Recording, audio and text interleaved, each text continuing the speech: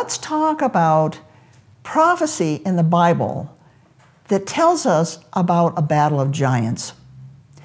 We find this story in the book of Daniel. Daniel and his 3 friends had been taken into captivity to Babylon. And this account is prophetic of an army that Satan is currently in the process of forming, and which will participate against a mighty army of God at some time in the future. These 2 clashing armies are identified in Scripture as a remnant of Satan and a remnant belonging to God. Now, the remnant of Satan are these giants, physical giants. The remnant belonging to God are spiritual giants.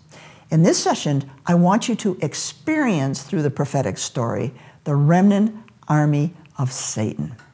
So let's take a look at Satan's mighty men. You remember that word Gibor identifies, it means extremely strong and mighty, and it's a word that is used of the remnant. The remnant has to be Gibor. They have to be these very, very strong and mighty men, both Satan's army and we're going to see later God's army as well. So we've seen the Nephilim, they're giants, and then God is the other army. So we've got the army of Satan, of giants, and we have the army of God. So it creates 2 armies. And both of them are mighty armies. They're Gibor. They're made up of these very, very mighty warriors. Now, the prophetic story of Satan's army has to do with Daniel and his 3 friends. Now, the story is going to be the king Nebuchadnezzar and Daniel's 3 friends. Daniel does not enter into the story, and I think that's a very interesting thought, because Daniel, in a sense, is a type or represents the Messiah. And the 3 friends are going to represent the remnant. So what happens here is you have Nebuchadnezzar the king, and you have the 3 friends, Shadrach, Meshach, and Abednigo. And Nebuchadnezzar made an image of gold. And all those who worked in some governmental position had to bow down and worship to this image of Nebuchadnezzar, this golden image of Nebuchadnezzar. Now, Daniel and his 3 friends were well educated, and so in captivity in Babylon, they had been brought into the court of the king to work as maybe as scribes and things like that. They were working in the court. So they were required to bow down before this statue.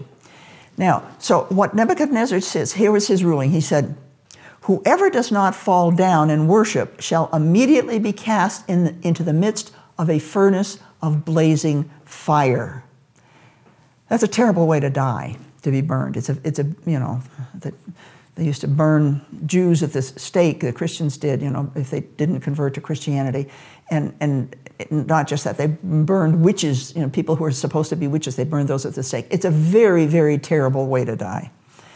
We're told, the story goes on, Nebuchadnezzar commanded certain valiant warriors who were in his army, in Nebuchadnezzar's army, to tie up Shadrach, Meshach, and Abednego in order to cast them into the furnace of blazing fire. Nebuchadnezzar says, "I want you to heat up the fire 7 times more than it's normally heated," because he knows that Shadrach, Meshach, and Abednego have said, our God is more powerful than your God. So heat it up 7 times more to make sure that they're going to be burned.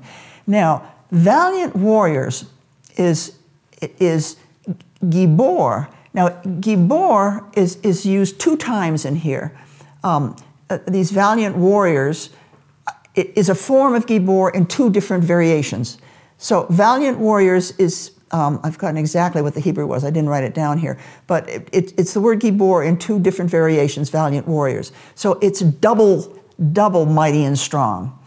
And then Hayil means like a huge boulder. It's so strong that you can't break it, you can't move it. It's that strong.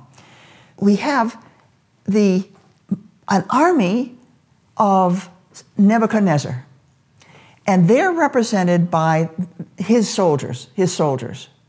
And we have Shadrach, Meshach, and Abednego, and they represent the remnant. They're the ones who are Gibor. They're very powerful, they're very strong, and they're strong in the Lord. They're strong in their commitment to believe in God. That's what they're strong in. And this is representative of the two armies. Now, I'm going to tell you more in the next session about how this plays out. And it's pretty powerful because it uses the word Gibor over and over and over again. So I'll see you in the next session to finish the story.